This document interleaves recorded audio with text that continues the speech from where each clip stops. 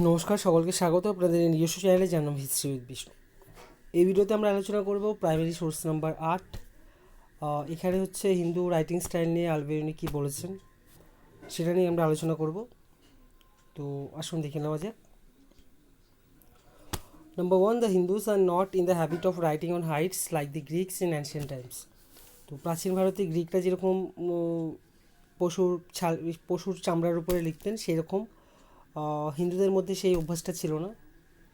একবার সক্রেটিসকে জিজ্ঞেস করা হয় যে তিনি কেন বই লেখেননি, বই কম্পোজ করেননি। তখন সক্রেটিস উত্তর দিয়েছিলেন, I do not transfer knowledge from the living hearts of men to the dead hides of sheep. Socrates বলেছিলেন যে আমি কখনোই মানুষের হৃদয় থেকে উদ্গত জ্ঞানকে মরা ভেড়ার ছালের মধ্যে, চামড়ার মধ্যে ট্রান্সফার করতে চাই না বা করি না। 3 নম্বর, যে মুসলিমদের মধ্যেও ইসলামের আর্লি সময় থেকেই এই পশুর চামড়ায় লেখার অভ্যাসটা এদের মধ্যেও ছিল। Muslims to use in the early times of Islam to write on hides. Example, এর দুটো উদাহরণ আমরা দিতে পারি। একটা হচ্ছে the treaty between the Prophet and the Jews of Khaibar. খাইবারের যে জিউস বা ইহুদিরা থাকতেন, তাদের সাথে প্রফেট মোহাম্মদের যে চুক্তি হয়েছিল, সেটা এরকমই হাইটসের উপরে লেখা ছিল। এবং তারপরে প্রফেট যে কিসরাকে চিঠি লিখেছিলেন, সেটাও এই হাইডের ওপর বা পশুর চামড়া বা ছালের ওপর। এরপরে, the copies of the Quran were written on the hides of gazelles as a still nowadays the copies of তোরা।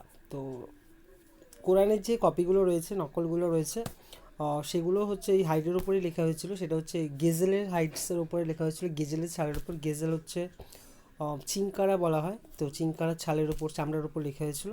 যেরকম হচ্ছে আজও তোরা এর যে কপিগুলো লেখা হয় যেরকমভাবে, সেরকমভাবে। কির্তাস বা চার্তা, এটা হচ্ছে মিশরে বানানো হতো এগুলো। এই কির্তাস বা চার্তা এগুলো হচ্ছে প্যাপিরাসের যে ছাল, being cut out of the papyrus stack. তো এই প্যাপিরাস স্ট্যাক বা প্যাপিরাসের ছাল দিয়ে এটা বানানো হতো মিশরে, বানানো হয় এখনও। তো Chinese prisoners introduce the fabrication of paper into Samarkand, thereupon it was made in various places so as to meet the existing want.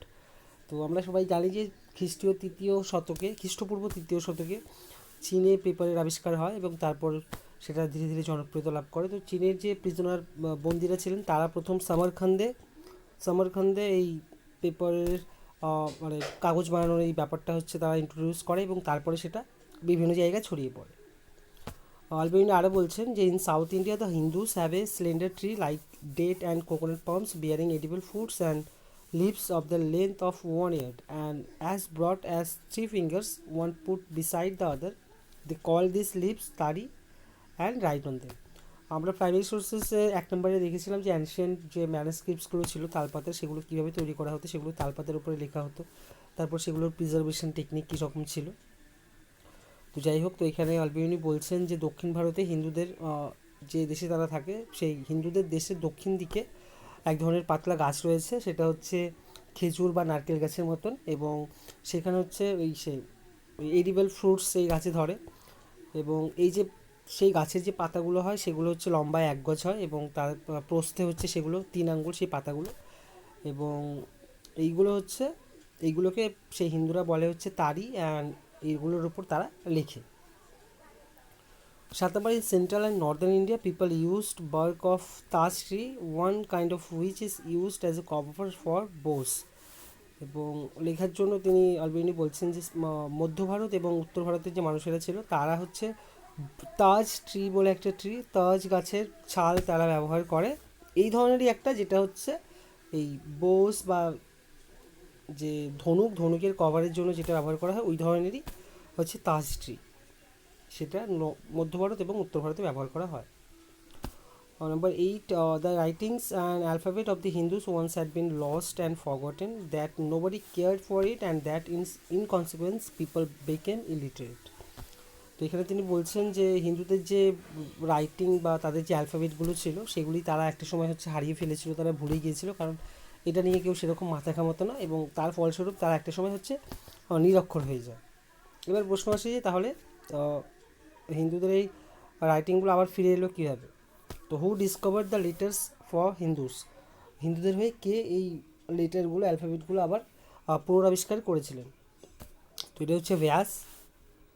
Then Vyas, son of Parashar, rediscovered their alphabet of 50 letters by an inspiration of God. এরপর হচ্ছে পরাশরের ছেলে ব্যাসদেব, তিনি হচ্ছে এই অ্যালফাবেটগুলো আবার rediscover করেন ভগবানের অনুপ্রেরণায়। আর সেখানে হচ্ছে 50টা, তিনি যেটা রিডিসকভার করেন সেখানে হচ্ছে 50টা লেটার ছিল, আর প্রত্যেকটা লেটারকে বলা হতো অক্ষরা। এই letter is called akshara. Next, 11 number. Some people say that originally the number of their letters was less and that it increased only by degree. এবার এখানে হচ্ছে কিছু কিছু লোক বলে থাকেন যে আসলে সত্যি সত্যি এদের যে সংখ্যাগুলো ছিল সেগুলো হচ্ছে কম ছিল আগে যখন ছিল, এবং পরে সেগুলো হচ্ছে বেড়ে যায়। এই প্রসঙ্গে আলবেনি বলছেন যে হ্যাঁ, সেটা হয়তো সম্ভব ছিল। This is possible and I should even say necessary. এই প্রসঙ্গে আলবেনি বলছেন যে এটা হ্যাঁ হয়তো সম্ভব, এটা সম্ভব হতে পারে, এবং আমার মতে এটা হচ্ছে প্রয়োজনীয় ছিল।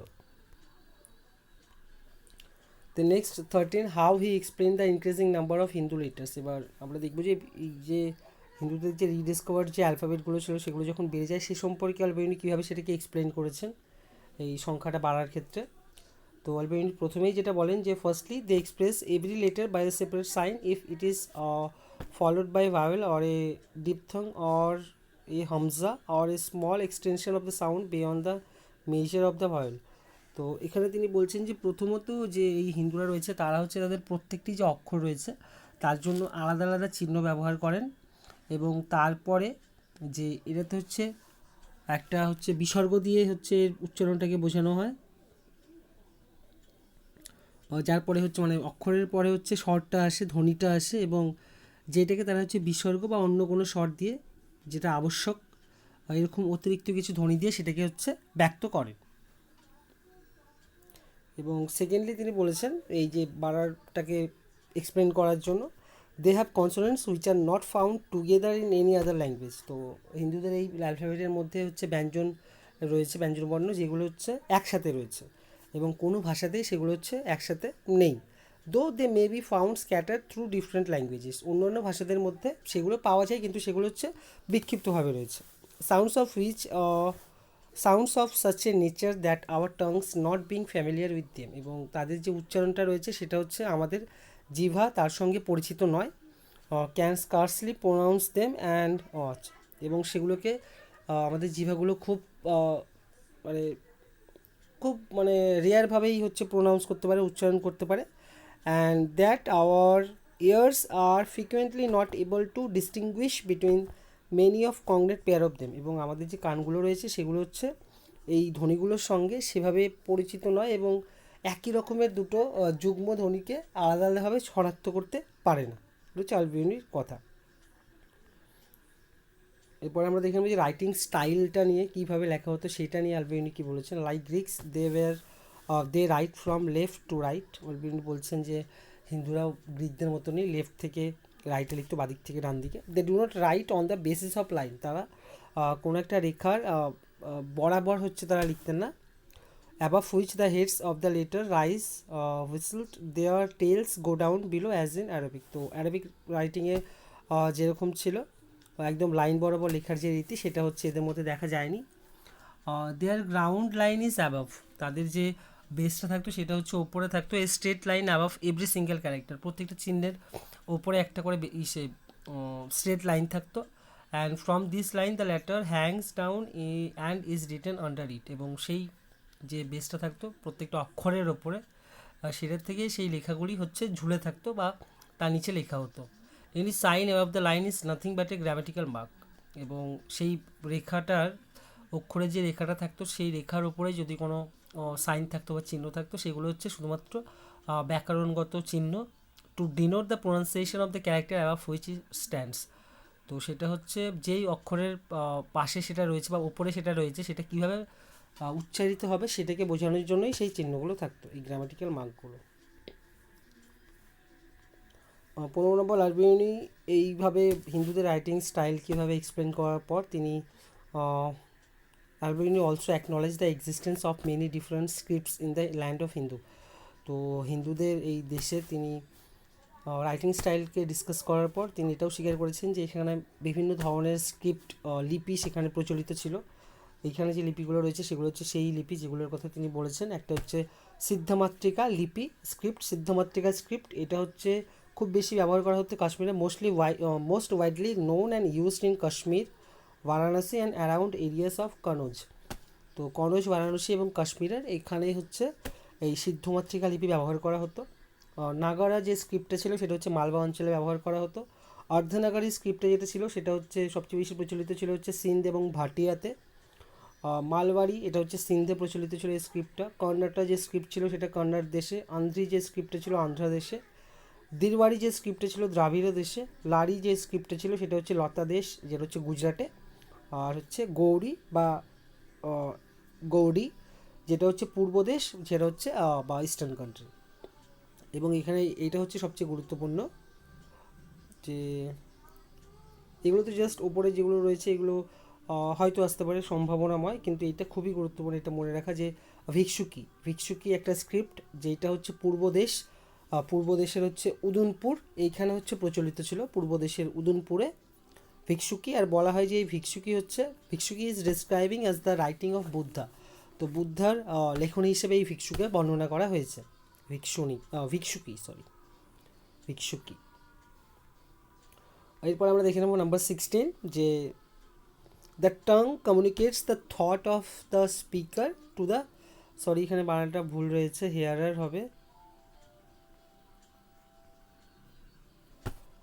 যাই হোক।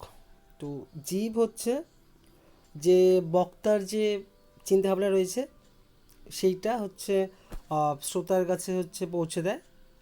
It's action has therefore as it were a momentary life only. তো এই যে কথোপকথনের যে কার্যটা সেটা হচ্ছে একটা ক্ষণিক সময়ের জন্য, একটা খুব অল্প সময়ের জন্য। And it would have possible to deliver by oral tradition the accounts of events of past to later generation. এবং এই যে এটা যেহেতু এই কথোপকথনের ব্যাপারটা এটা হচ্ছে যেহেতু একটা ক্ষণিকের একটা কাজ, সেই জন্য এই ওরাল ট্রেডিশন বা মৌখিকভাবে একটা জেনারেশন থেকে অন্য জেনারেশনের কাছে ঐতিহ্য পৌঁছে দেওয়া বা ঘটনাবলী পৌঁছে দেওয়া সম্ভব না। এটা একমাত্র তখনই সম্ভব যখন হচ্ছে লেখার হচ্ছে ব্যাপারটা থাকবে। By the art of writing which spreads news over space and as the wind spread and over time as the speeds of the deceased spread. তো এইটা হচ্ছে একমাত্র তখনই সম্ভব এই যে এক জেনারেশন থেকে অন্য জেনারেশনে ঘটনাবলী পৌঁছে দেওয়া, সেটা হচ্ছে আর্ট অফ রাইটিংয়ের মাধ্যমে। এবং এই আর্ট অফ রাইটিং হচ্ছে খবরগুলোকে এমনভাবে পৌঁছে দেয় যেটা হচ্ছে যেভাবে হচ্ছে বাতাস প্রবাহিত হয় বা যেভাবে হচ্ছে মরার পরে আত্মা হচ্ছে বিচ্ছুরিত হয়, সেরকমভাবে এই লেখার আর্ট অফ রাইটিংটা হচ্ছে ইনফোগুলো এক জেনারেশন থেকে অন্য জেনারেশনে পৌঁছে দেবে, যেখানে হচ্ছে সময়ের পার্থক্যটা অনেক বেশি। Praise therefore unto him who has arranged creation and created everything for the best. তো এইখানে আলবেরিনি হচ্ছে ভগবানের প্রশংসা করছেন, যে এই জন্য আমি প্রশংসা করি তার, যে হচ্ছে এই সব কিছু ক্রিয়েট করেছে সব কিছু সবার ভালোর জন্য। তো এইটা হচ্ছে ব্যাপারটা হচ্ছে যে হু সেড দিস, এই যে স্টেটমেন্টটা এটা হচ্ছে কার। তো এটা রাইট অ্যান্সার হচ্ছে এটা হচ্ছে আলবেরিনির স্টেটমেন্ট, খুবই ইম্পর্টেন্ট। তো এই ভিডিওতে আপাতত এইটুকুনি, দেখা হবে পরের ভিডিওতে। আর টাইমিং তো জানাই আছে, দুপুর 12টা 12, সন্ধে বিকেল 5টা 5, আর হচ্ছে রাত্রি 9টা 9। 12টা 12, 5টা 5, 9টা 9, এই হচ্ছে প্রাইমারি সোর্সেস আসার টাইম।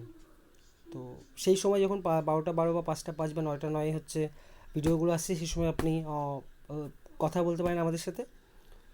তো এই ভিডিওতে আপাতত এইটুকুনি, দেখা হবে পরের ভিডিওতে। Thank you.